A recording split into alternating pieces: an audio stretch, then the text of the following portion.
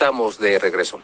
En otros segmentos hemos platicado sobre la importancia del liderazgo para México, sobre todo en ámbitos importantes para la sociedad que reflejan el progreso y el desarrollo de nuestro país.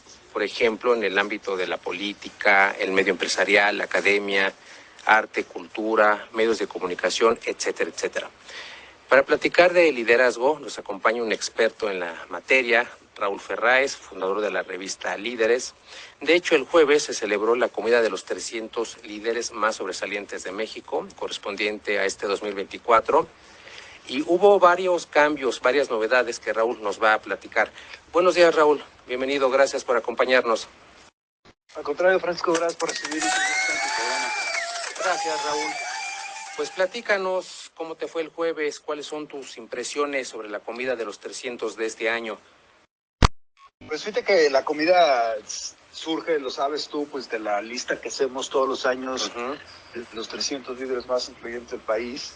Este año salió en agosto la lista, y bueno, pues es un ejercicio que hacemos cada año muy interesante de tomar una fotografía de los que nosotros consideramos que son los líderes más influyentes del país, y esa fotografía que tomamos cada año pues va variando porque pues cada año hay circunstancias diferentes, unos entran, otros salen, en fin, es un proceso que hacemos y que nos lleva casi la mitad del año en analizar quiénes deben de estar cada año en la lista de los 300, Francisco.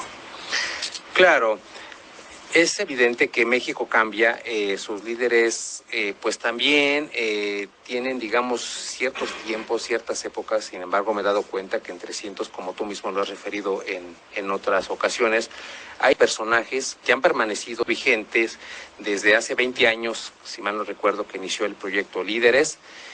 México es importante que cuente con líderes que inspiren a los demás. Y quiero preguntarte en ese sentido, Raúl, ¿cuáles son los liderazgos que hacen falta para construir el futuro de México? Mira, yo creo que la lista de los 300 tiene una característica muy interesante, que es que tenemos líderes de todo tipo. Tenemos cerca de 14 categorías en la lista, de tal forma que pues tenemos empresarios, pero igual tenemos personalidades de la ciencia, de la cultura, del entretenimiento, líderes de opinión, empresarios de medios, líderes de las organizaciones sociales, civiles. En fin, tenemos una amalgama muy amplia de liderazgos. Y yo creo que, Francisco, que pues en cada categoría se necesitan liderazgos. Necesitas un gran empresario que haga inversiones, que tenga ideas brillantes. Necesitas un político que encuentre caminos que permitan alcanzar pues mejores eficiencias en términos del gobierno, o disminuir la pobreza o combatir la inseguridad. Pero también necesitas científicos, ¿no?, que estén pensando en el futuro, en la innovación, en nuevas medicinas, en desarrollos tecnológicos. Necesitas líderes sociales que impulsen temas que le preocupan a la sociedad, como la educación o la seguridad, en fin. Entonces yo creo que lo que me preguntas pues tiene que ver con todas las áreas. Necesitamos líderes en todas las áreas del país. La lista de los 300 demuestra que están ahí, los hay. Nosotros encontramos 300, pero no quiere decir que solamente haya 300 líderes en este país. Hay muchísimo más que 300. Y pues cada uno tiene una historia de éxito en lo que está haciendo. Coincido contigo, Raúl. Creo que es importante reconocer el talento de México. Afortunadamente, México cuenta con muchísimo talento. Tú refieres a 300, a los más sobresalientes, y coincido también contigo. Hay más en todos los ámbitos de la sociedad, cada quien en su trinchera. Creo que lo importante es que México cuente con esos liderazgos y que aporten algo bueno al país, que tanto nos hace falta, que México siempre necesita progresar, que siempre buscamos el desarrollo, cosas buenas para todos, y seguramente los líderes son fuente de inspiración para que México logre sus objetivos. Y bueno, Raúl, hablando de líderes en particular, quiero preguntarte, bueno, más bien, cítanos algunos ejemplos de líderes mexicanos que han impactado positivamente al sector privado. Pues mira, en la lista, como te decía, hay de todo tipo. Por ejemplo, en ciencia tenemos a William Henry Mead, el director de ciencia en la UNAM. Finalmente la UNAM se ha convertido en una de las instituciones donde más ciencia se hace y más progreso se genera. Por ejemplo, en literatura, tenemos a Guillermo Arriaga, uno de los escritores más prolíficos de México, y que finalmente ha hecho una cantidad de novelas y películas increíbles, como la que hizo con Gael García y Diego Luna, de Amores Perros, hace muchos años. Por ejemplo, en deportes, pues tenemos a Checo Pérez, tenemos a Canelo, tenemos a algunos deportistas de fútbol que pues también tienen su liderazgo, porque cada vez que meten un gol, cada vez que ganan una pelea, cada vez que ganan una carrera, pues inspiran a muchos mexicanos a también encontrar sus propias historias de éxito, a lograr sus propios triunfos.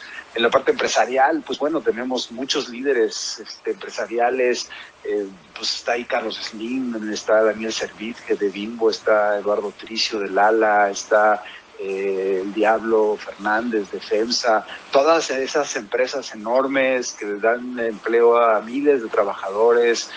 También tenemos ejecutivos que no son dueños de las empresas porque son empresas transnacionales, pero que generan gran valor en este país, ¿no? Como Ignacio Caride, el nuevo CEO de Walmart, la empresa privada más grande del país, o Eduardo Zuna, el presidente de BBVA, que es uno de los bancos más modernos, más progresistas en México.